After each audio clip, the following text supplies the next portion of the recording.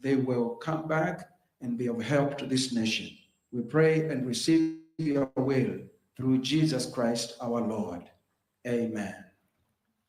Thank you very much. We may take our seats. Our Cabinet Secretary for the Ministry of Education, Honorable Julius Ogamba, the PS Basic Higher Education and Research, Dr. Beatrice Inyangala, all other invited guests. May I take this chance to welcome you to this year's release of the 2024 Kcse examination result. A warm Happy New Year greeting to each one of you. I am Imelda Barasa, the Master of Ceremony for this function today. On behalf of the management of the Kenya National Examinations Council, we extend our sincere appreciation for your presence today, given the short notice of our invitation. Hi. Sir, at this point, allow me to just make brief introductions and hand over then the program to our CEO. I will begin off by introducing the next staff, please.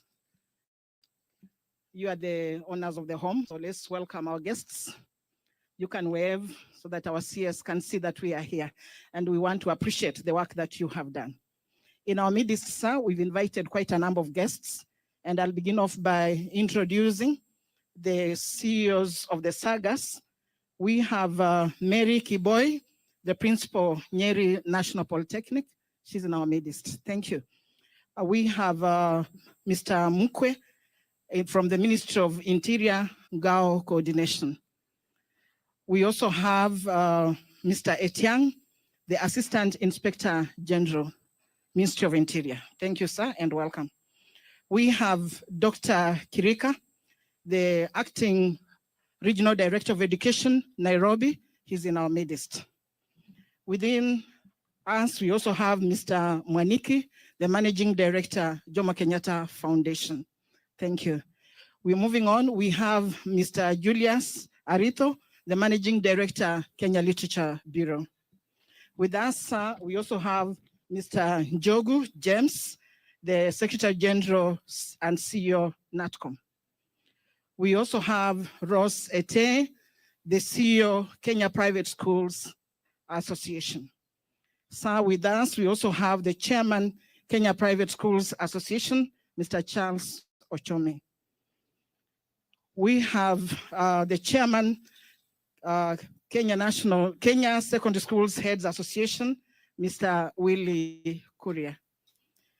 Sir, with us, we also have the directors from the Ministry of Education, and I will not introduce them. I'll request that later they can be introduced.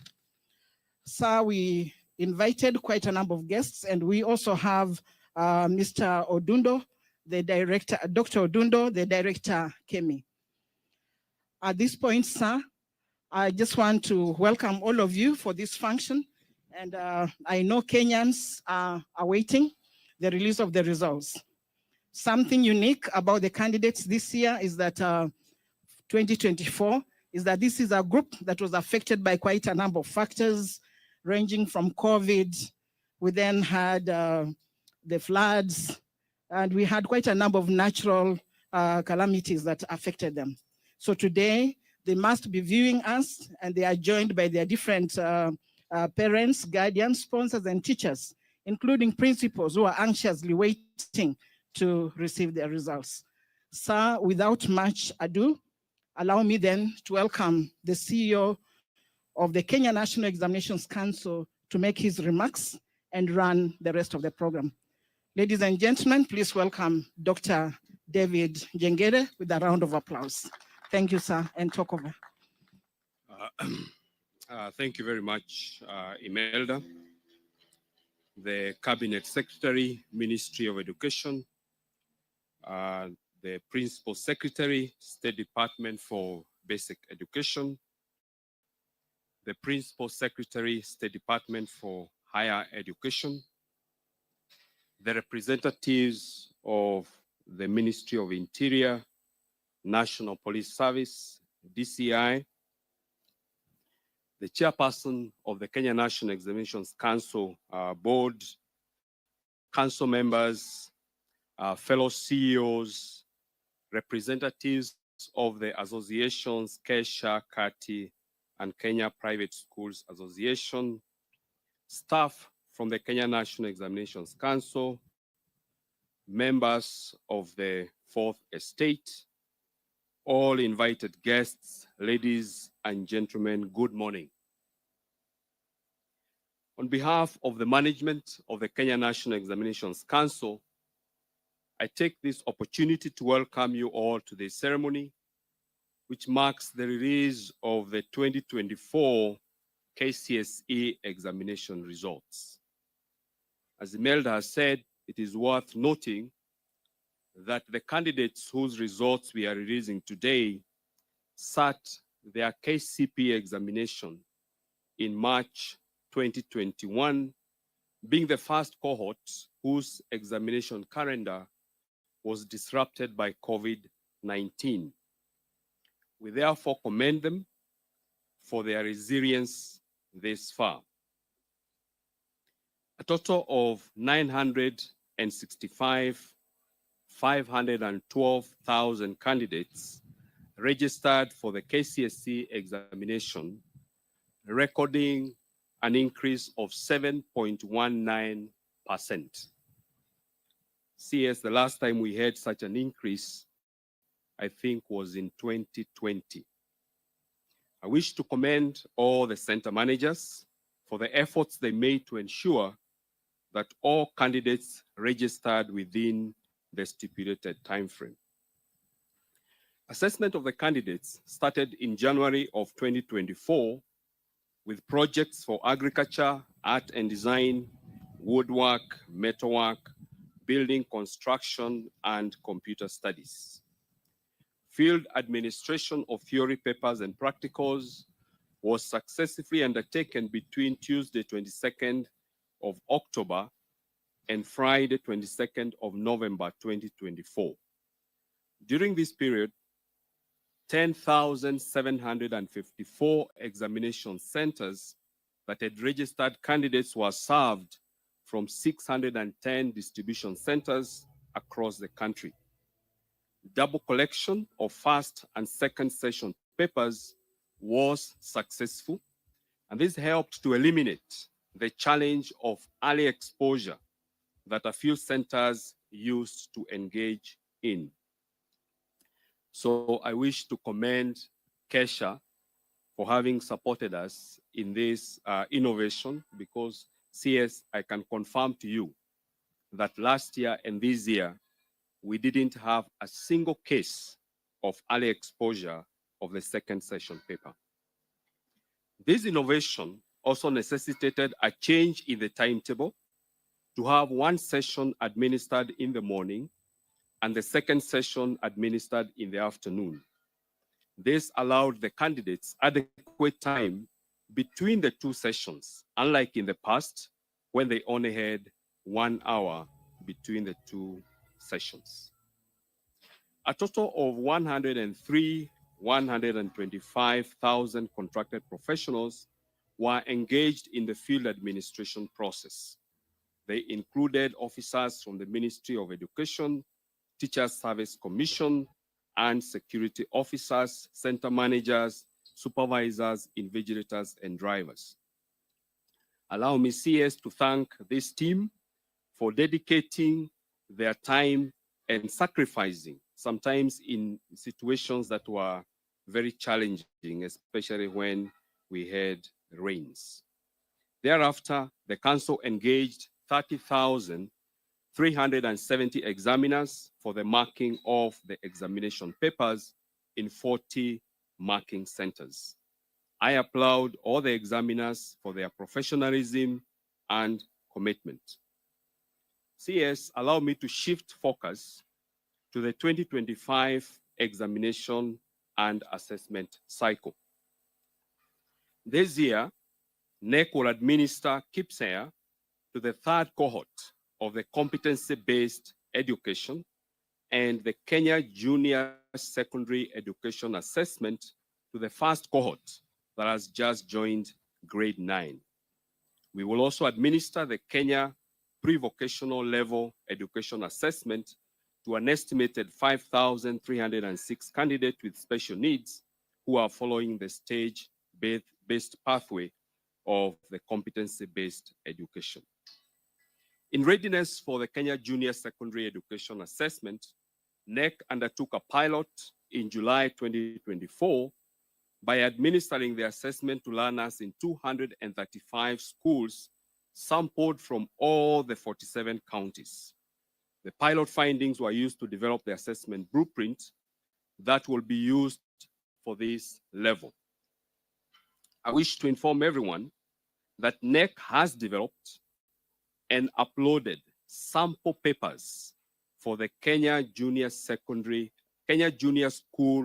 Education Assessment, and they are available on the NEC CBA portal. These papers, CS, I wish to reiterate, they are free because we know that there are enterprising Kenyans who will attempt to download them and start selling to schools. These papers are free. NEC will also be sending an online questionnaire to the candidates of the Kenya Junior School Education Assessment through their schools to elicit feedback on their interests and personality, which will form part of the crucial information that the Ministry of Education will use to guide in their placement in senior schools in 2026. NEC will commence registration of the 2025 Kcse candidates on the 27th of January 2025, while registration of Kenya Junior School Education Assessment and Kcse will start on 17th of February. I wish to appeal to all center managers to ensure that all candidates are registered accurately. CS, this is one area that we usually have a very big challenge, the capture of candidates' registration details. Parents too need to take it as their responsibility to coordinate with the schools so that every candidate is registered and their details are accurate, especially the spelling of their names and the order of their names and the subjects that they will be registering for. Further, I wish to remind the public that the last Kcse examination will be administered in 2027. And therefore, we wish to invite any person who wishes to do a repeat, either partial or full, of the examination to take advantage of the remaining 3 chances. At this point, allow me to invite the chair of the Teacher Service Commission to come and make his remarks, and thereafter invite the chair of the NEC Council, Professor Nyabundi. Thank you.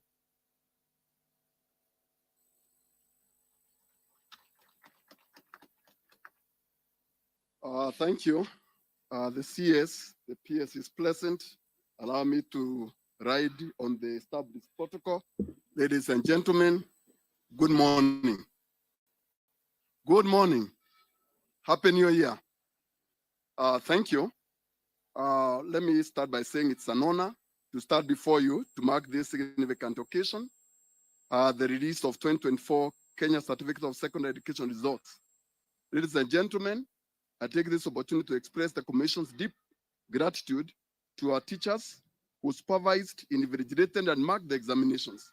Their commitment and diligence ensured that the entire process was conducted with the highest standards of integrity and fairness. Your efforts, teachers, have been instrumental in ensuring that the exam was done well. The 2024 Kcse was conducted between October 22nd and November 22nd, marking a significant milestone for our learners.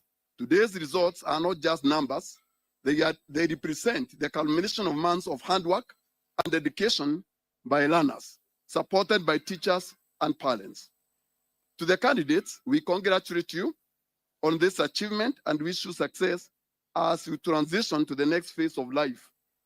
On behalf of the Teacher Service Commission, we commend the Cabinet Secretary for leading the sector and coordinating interministerial team that ensured this critical milestone is realized.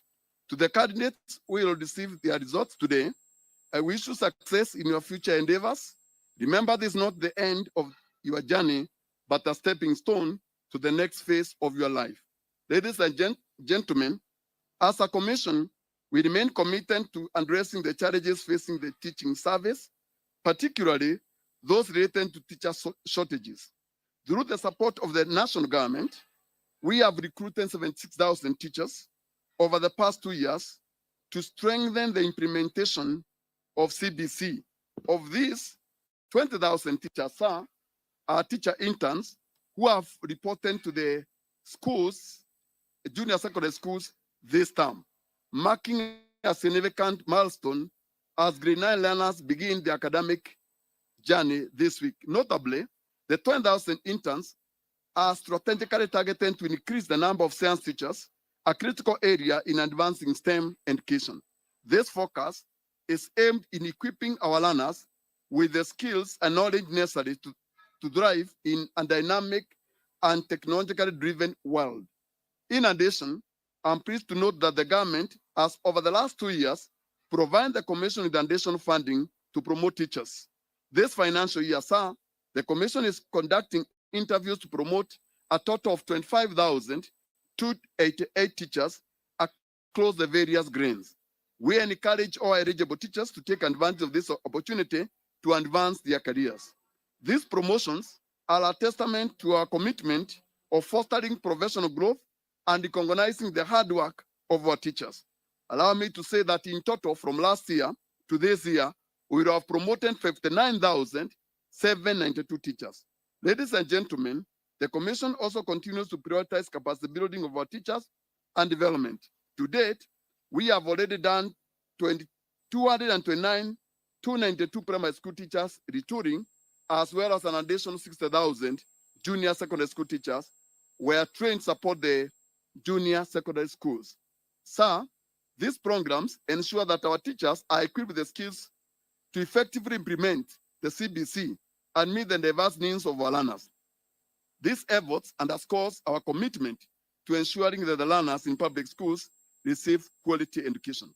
Ladies and gentlemen, as I conclude, I wish to reiterate the Commission's gratitude to all the teachers for their invaluable contributions, not just in preparing candidates for examinations, but also in nurturing and shaping the future of our nation. Your dedication inspires us to continue working hard, support you, and enhance education sector. Together, let us try to provide every learner in Kenya with the quality education they deserve. God bless you. God bless Kenya. Thank you. Welcome, please.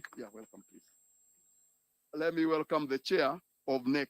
Please, let's bring our hands together to welcome the chair to make his remarks.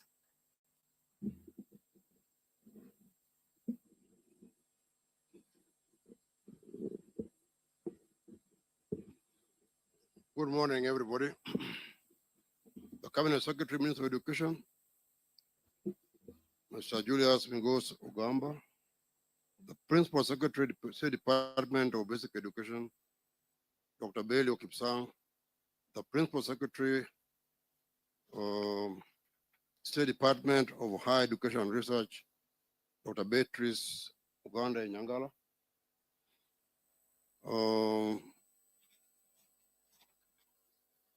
council members of NEC present, CEOs of other government agencies, directors from the Ministry of Education, TSC directors, center managers present, representatives from security agencies and other ministries, representatives from religious education boards, staff of the Kenya National Examination Council, members of the press present, all invited guests. Good morning once again. It's my pleasure to welcome you all for this official release of the Kcse examination results. Cabinet Secretary, sir, allow me to start by introducing NEC members present here today. This is a very heavy council, And my first and most important member here is none other than my PS, Dr. Bello Kcse. Next member present is Director of Kcse, Professor Charles Ongondo. Then I have Director of Quality Assurance and Standards from the Ministry, Madam Evelyn Owoko. I have representative from National Treasury who is not here now. Oh, you see? Mr. Peter Njoroge. We also have, in absentia, the Kcse CEO, Dr. Nancy Machare, represented here today. And we also appreciate the presence of Kcse Chairman. Ladies and gentlemen, the Kenya National Examination Council is mandated to conduct school and tertiary assessments and examinations and certify learners on their achievements. The council is committed to upholding the credibility of national examinations. This is enshrined in our mission statement of quality education assessment and credible certification. I wish to thank the government of Kenya for providing NEC with resources through the Ministry of Education that enable us to successfully administer national examinations. As a council, you have taken up the responsibility of ensuring that these resources are efficiently utilized to deliver credible national examinations. At this juncture, I would also like to express my gratitude to the Cabinet Secretary for Education, Honorable Migos Ogamba, for the leadership he has provided to ensure that our team delivers on NEC mandate. Your continued support, sir, is beneficial to the candidates and the council. Ladies and gentlemen, as has been mentioned by the CEO of NEC, NEC carried out a pilot study of the Kenya Junior School Education Assessment in preparation for its rolling out this year. I take cognizance of the immense support accorded to us by various education agencies during this exercise. And this is important because we're going to do it for the first time. I urge all stakeholders to ensure that all processes related to the inaugural administration of these assessments are carried out smoothly. Ladies and gentlemen, today we present to you the results of the 2024 Kcse candidates. I take this opportunity to appreciate the candidates whose results we are releasing today. Similarly, I thank the center managers, supervisors, and all field officers for their diligent service and for embracing the innovations that were put in place this year and administering the 2024 Kcse examination successfully. I think I need to mention that one of the most significant innovations was that of having examination scripts without names, numbers, or schools. I believe it helped to enhance our integrity. The double pickup of examinations was important to us. We will continue to put in place steps that will further enhance integrity of the exams. And as we appreciate all the center directors, our center managers, we also wish to encourage them to be more diligent in ensuring that there is no interference with exams in any manner that would affect integrity of examinations. So to that extent, I take the opportunity to thank you for presiding over this occasion, Cabinet Secretary. At this juncture, allow me to invite the CEO of Teacher Service Commission, who's already done his job. But then I want to now to invite the Principal Secretary, State Department of Basic Education, who will then invite all his colleagues at his pleasure. Thank you very much. Asante sana, Chair. Our Cabinet Secretary, Migos Okamba, my colleague Kcse Patrice Inyangala, the chair of our council, the CEO, our representative for this CEO Teacher Service Commission, Antonina. Good morning. Before I make some remarks and invite the Cabinet Secretary, I would wish to invite my colleague, Dr. Patrice Inyangala, to make some remarks. Karibu, Patrice.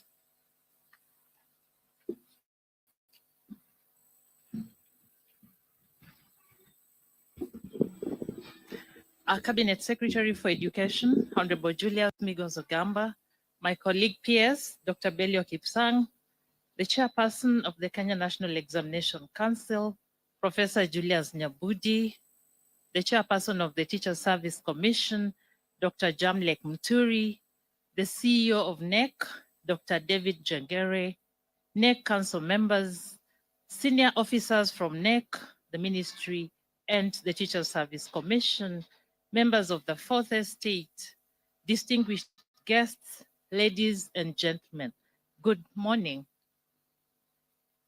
It is my pleasure to reflect on the significance of this moment. And I invite all of us not just to think about the results, but to think about the skills that collectively our lecturers, our teachers and mentors have helped to mold our students. The communication, the collaboration, critical thinking and creativity, because these are the skills that are going to define who they become in life. And most importantly, it is our responsibility to think about the hidden curriculum, that which is not examined. How are we, as members of the public, affecting our students to mold their character? That said, I'm very excited to welcome the candidates who have managed to sit for these exams to the next level of education, whether they choose to go to the colleges, to the TVETs, or the universities. We are ready and prepared to help them realize their full potential so that they can make a great contribution in shaping our country. I thank you all.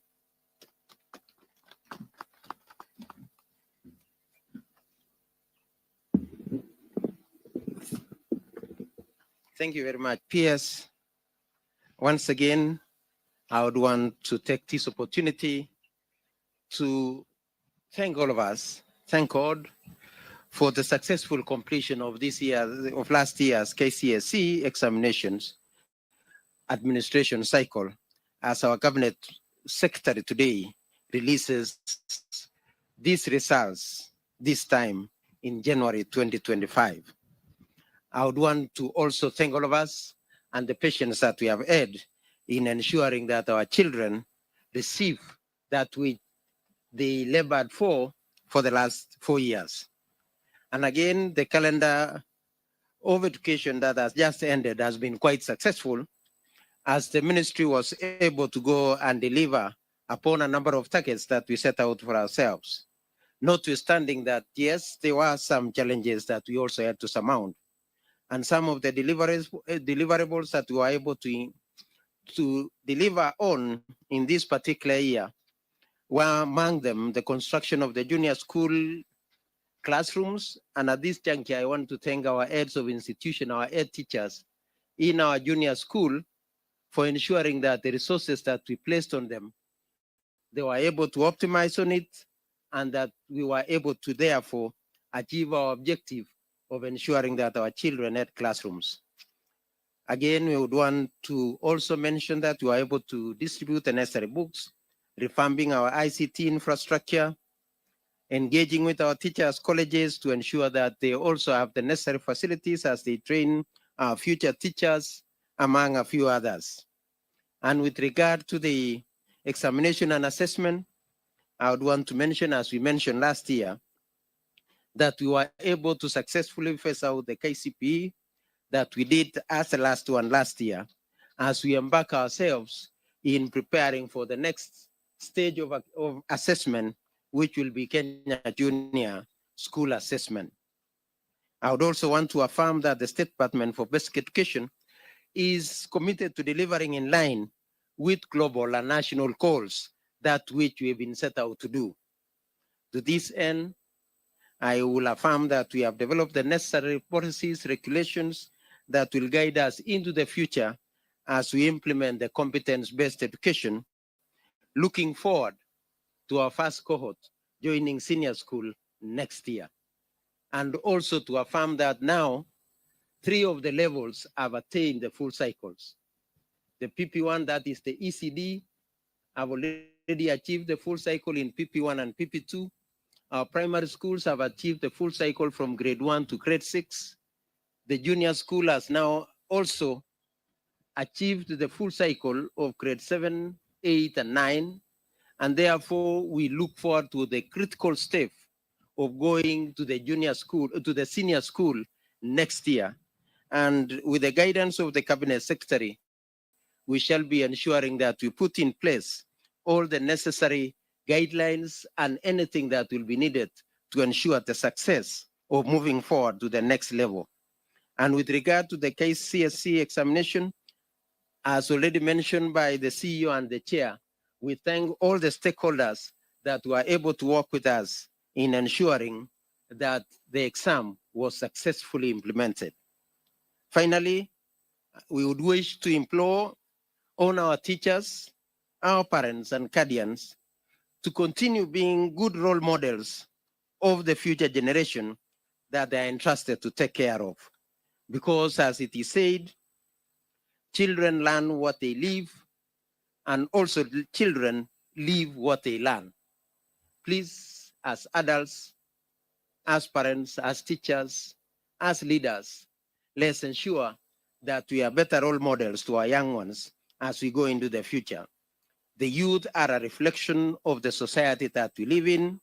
We must all therefore put concerted efforts in instilling good morals and discipline in our learners, in our children, to ensure that we have a better future as a country.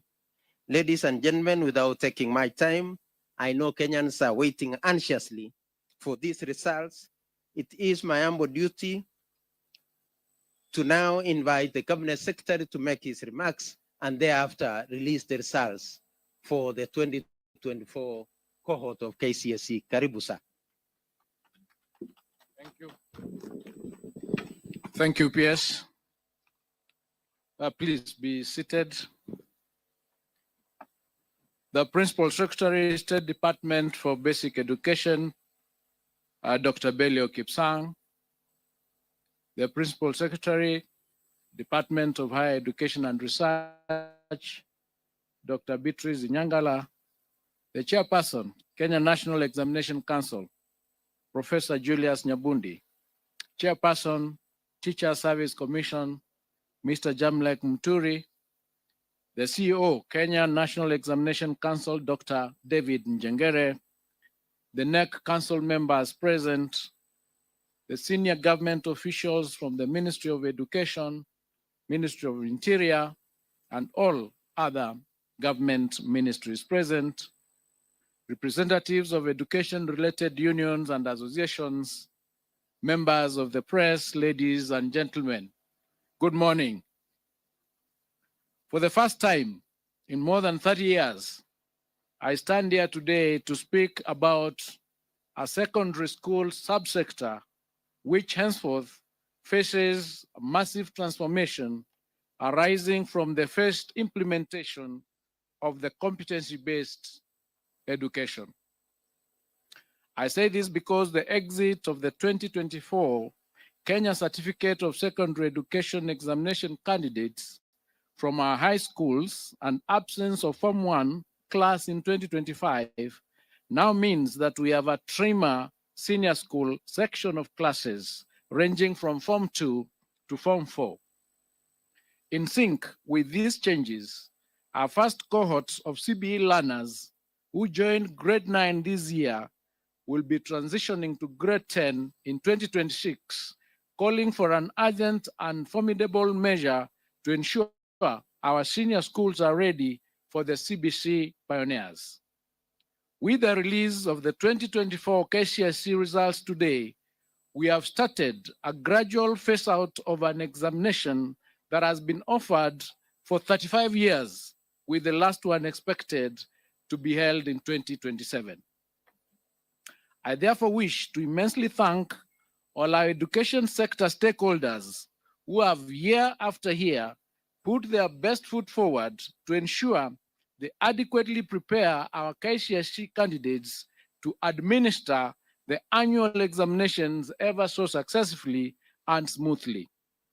Today, we are releasing the 2024 Kcse examination results for the 962,512 candidates, all of whom we have cleared to join various higher learning institutions to pursue careers of their choice.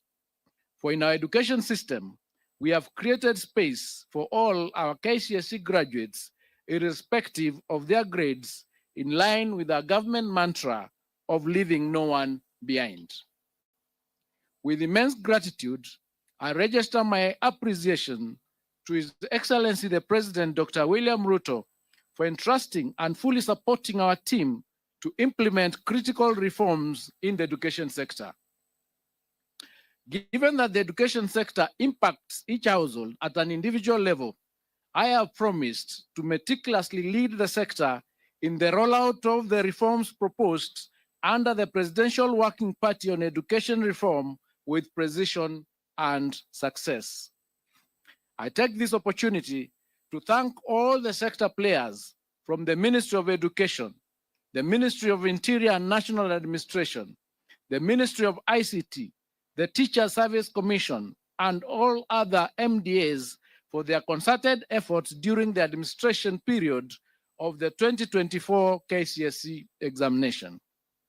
Further, I wish to thank all center managers, supervisors, and invigilators who participated in the conduct of the 2024 Kcse examination, and especially for upholding the integrity of our education system. Before I delve into the 2024 Kcse examination, pardon me to touch on a few other issues affecting the education sector. The start of the 2025 academic calendar year on Monday, January 6, 2025, marked an incredible watershed in our sustained implementation of CBC. As a government, I am proud to announce that we surmounted the expected challenges in efforts to place all the 2024 grade 8 learners in classrooms at grade 9.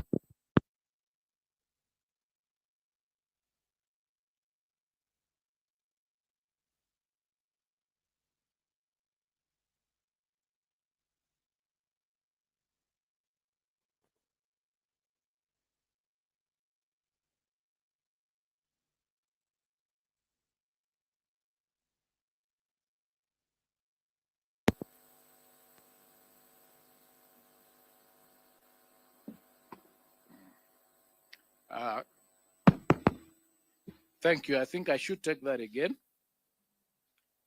The start of the 2025 academic calendar year that we started on Monday, the 6th of 2025, marked an incredible watershed in our sustained implementation of the CBC. As a government, I'm proud to announce that we surmounted the expected challenges in efforts to place all the 2024 grade 8 learners in classrooms at grade 9, the highest level of junior school. As we speak now, we have constructed 14,500 classrooms for our grade 9 learners, and we are set to achieve the target of 16,000 by the end of this month. This has been made possible by the government's generous disbursement of Kenya shillings 11 billion to schools across the country for the construction of 11,000 grade 9 classrooms. A further 6.8 billion was allocated to the National Government Constituency Development Bank Fund, being 3.4 billion from the Ministry of Education and 3.4 billion in matching funds from CDF for 6,800 classrooms. Further, the 18 constituencies in Nairobi have been allocated a total of 1 billion Kenya shillings for infrastructure development through the National Government Constituency Development Fund. I wish to most sincerely thank all our members of parliament for their outstanding cooperation and efforts in the construction of the classrooms for junior school. Additionally, the ministry will construct a further 7,290 classrooms to address the increased enrollment to ensure smooth transition for the cohort.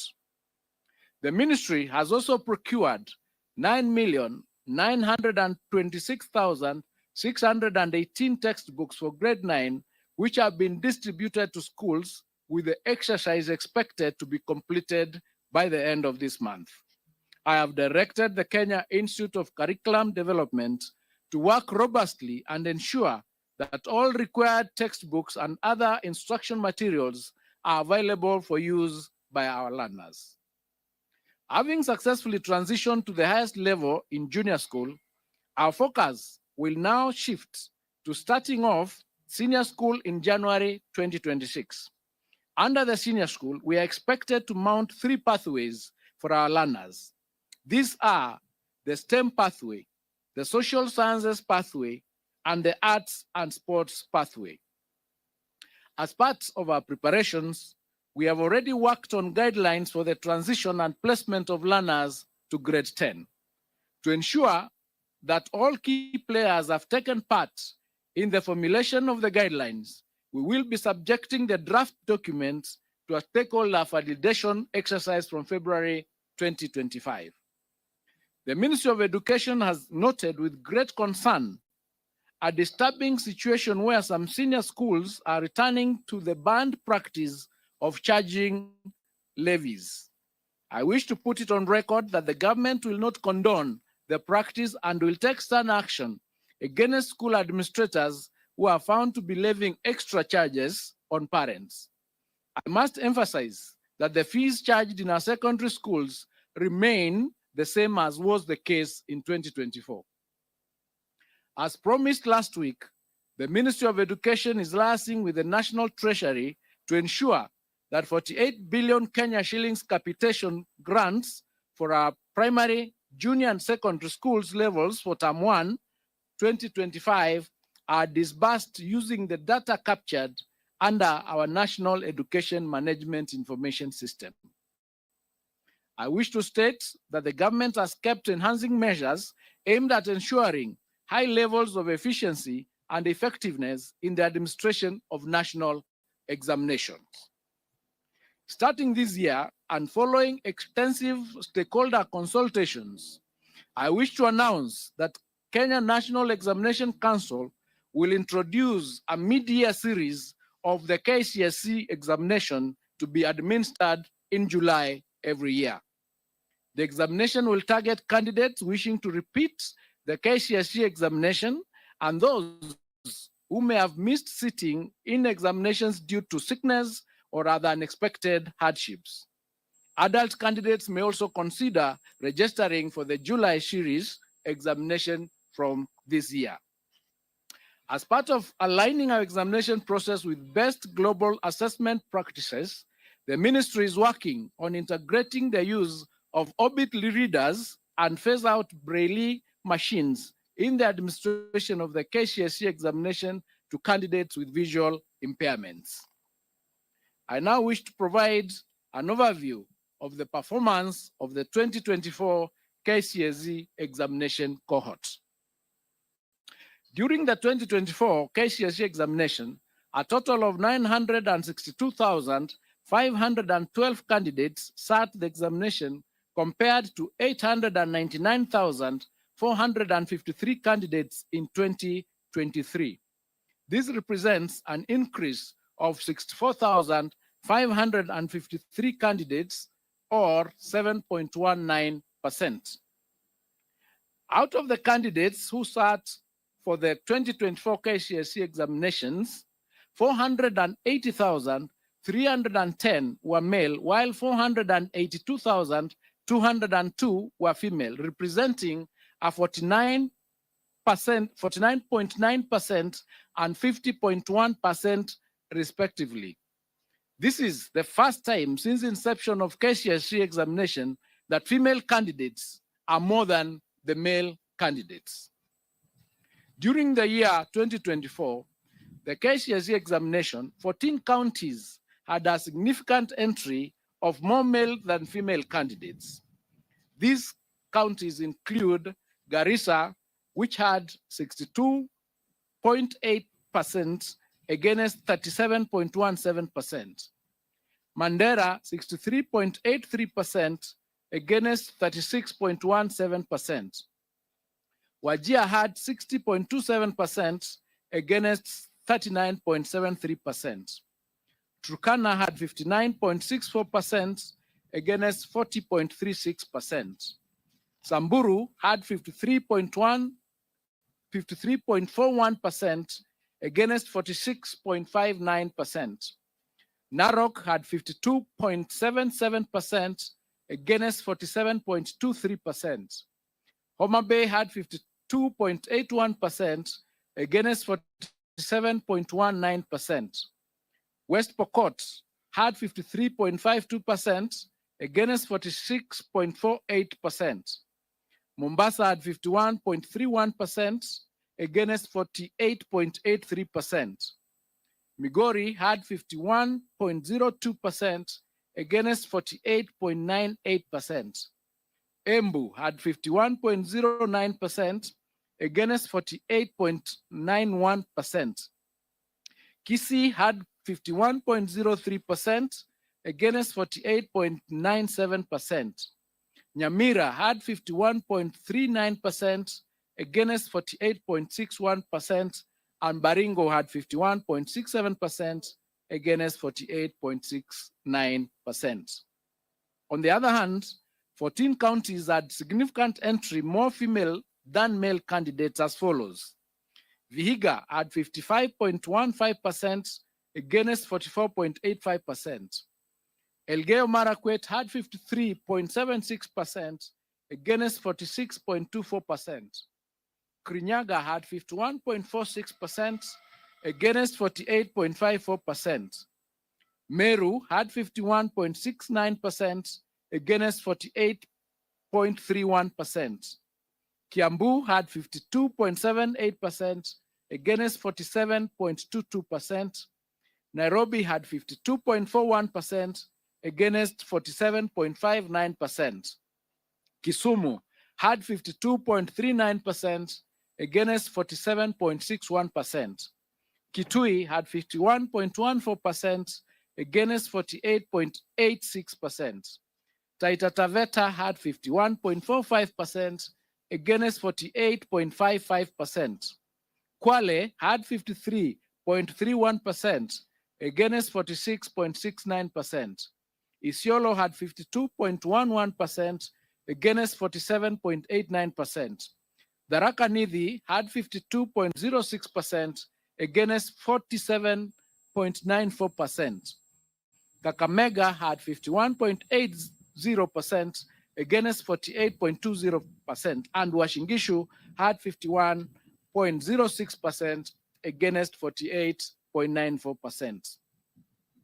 The number of candidates aged between 16 and below increased from 16,040, which is 1.776% in 2023, to 20,546, which is 2.129% in 2024. The highest percentage of candidates registered for the 2024 Kcse examinations were within the appropriate age brackets of between 17 and 19 years, constituting 684,765, which is 70.95% of the total candidature. The percentage of candidates who are 20 years and above constituted 22.07%, or 259,861. Out of the 30 subjects offered in 2024 Kcse examination, 17 subjects recorded a significant improvement in performance. These subjects were mathematics alternative A and B, biology, physics, chemistry, general science, History and Government, Geography, IRE, Agriculture, Woodwork, Metalwork, Drawing and Design, Aviation Technology, Computer Studies, Kenya Sign Language, and Business Studies. 10 subjects recorded a drop in performance, and these were English, Kiswahili, Biology for the Blind, CRE, Home Science, Building Construction, Electricity, French, Germany, and Music.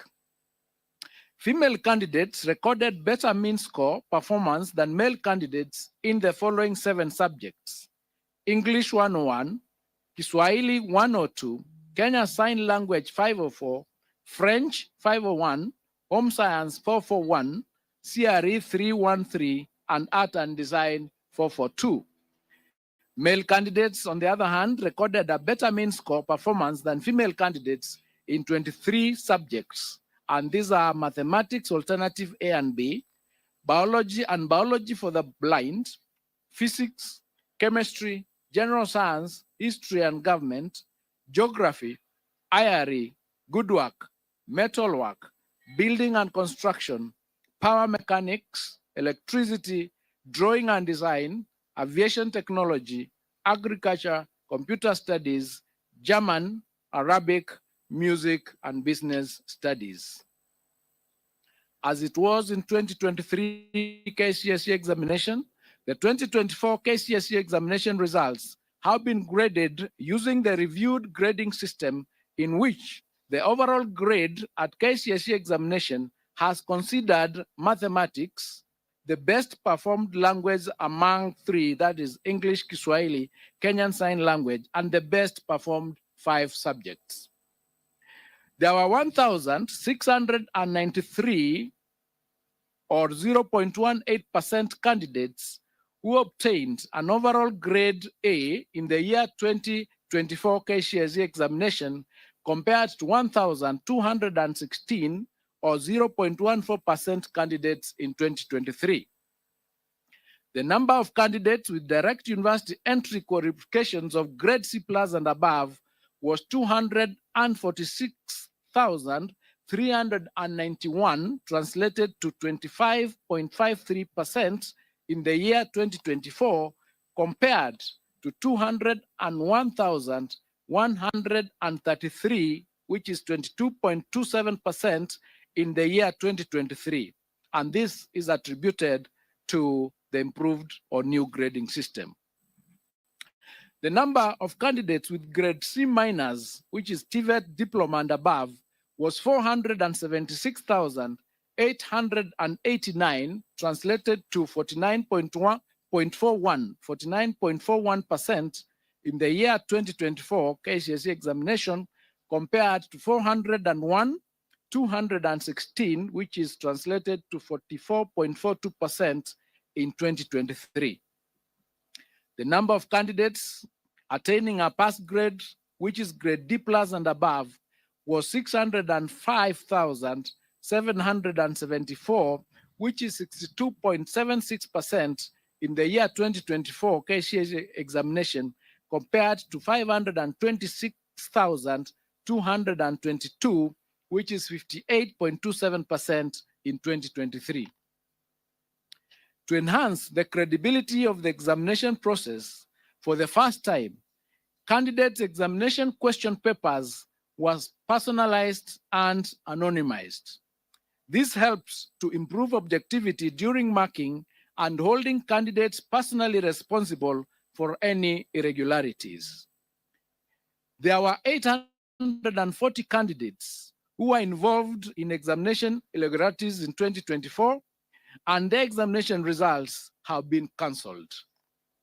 The Council is empowered in law as provided in the Kenya National Examination Council, Handling of Examination Irregularities, Rules of 2015, Legal Notice number 132 of 2015, Rule number 8, to withhold the results of any candidate or examination center suspected of having been involved in an examination irregularity or malpractice pending completion of investigations.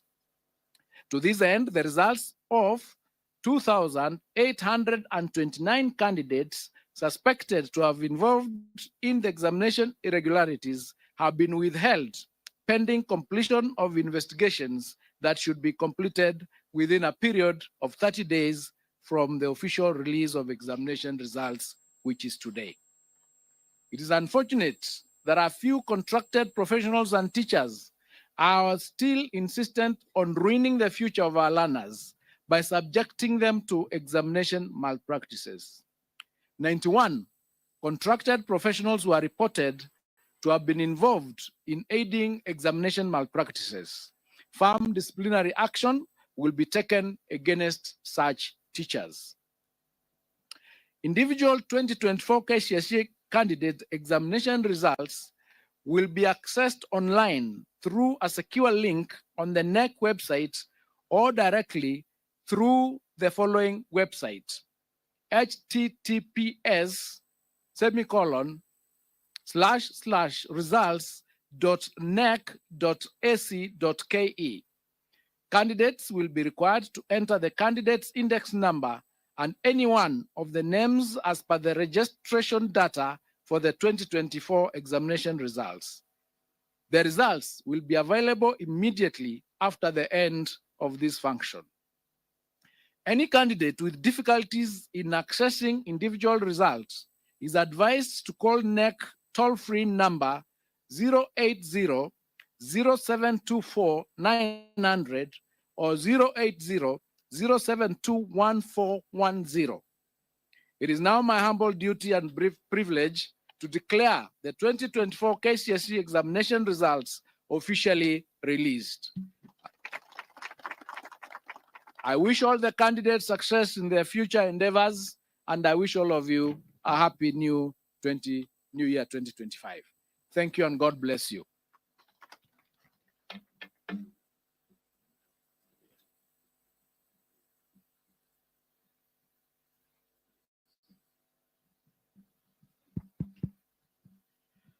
We will request that the results are officially now handed over by the CEO to the chairman, Professor Nyabudi. Then the chairman will then hand over to the PS. And of course, you can see the PS higher, handing over also and ready to receive to the CS. Can we put our hands together to appreciate that gesture? Thank you very much. And now we are ready to transition the learners to their next phase of life.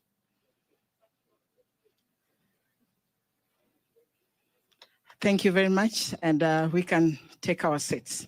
As we take our seats, allow me, sir, to invite Mr. Ahmed Mtanga to come and give us the closing prayer, and thereafter, then we shall proceed for the tree planting by our chief guest after the prayer. Mr. Mtanga. Thank you very much, Master of Ceremonies. We may stand.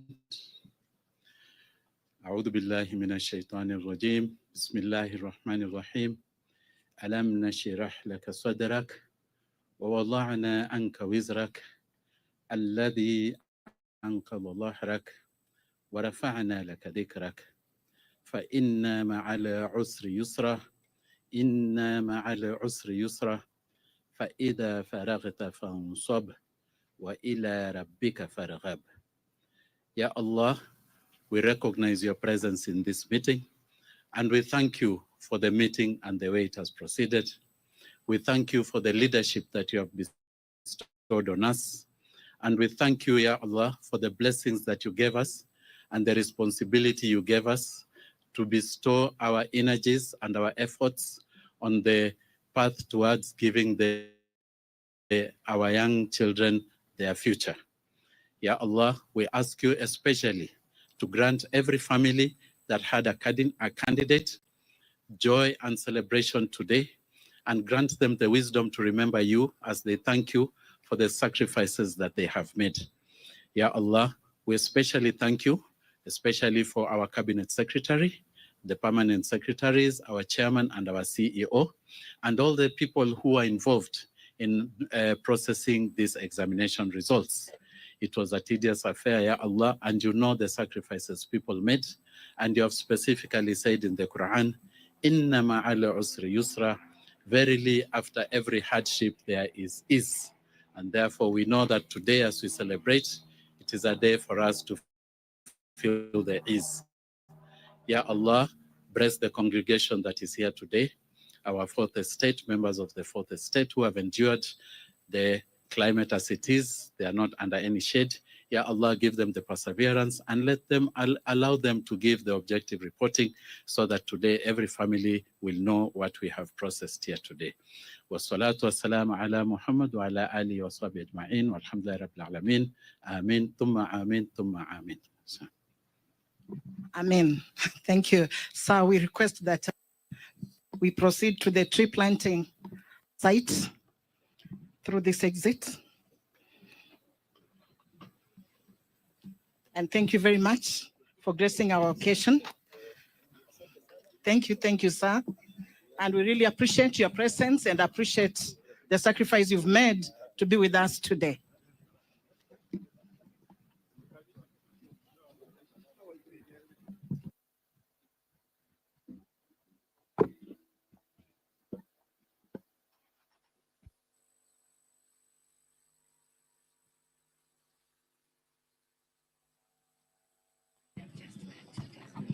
The rest of the guests, we really appreciate your coming, and you're free to leave at your pleasure. Thank you very much once again for gracing our occasion.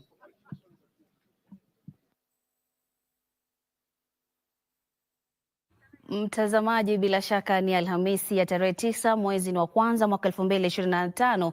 Ni matumaini yangu kwamba mzima popote pale unapotazama runinga yako ya KBC Channel 1. Karibu sana siku nyingine mtazamaji, ambapo siku ya leo tulikuwa tunaweza kushuhudia kutangazwa kwa matokeo ya mtihani wa Kcse. Matangazo haya yalikuwa yanafanyika moja kwa moja kutoka jumba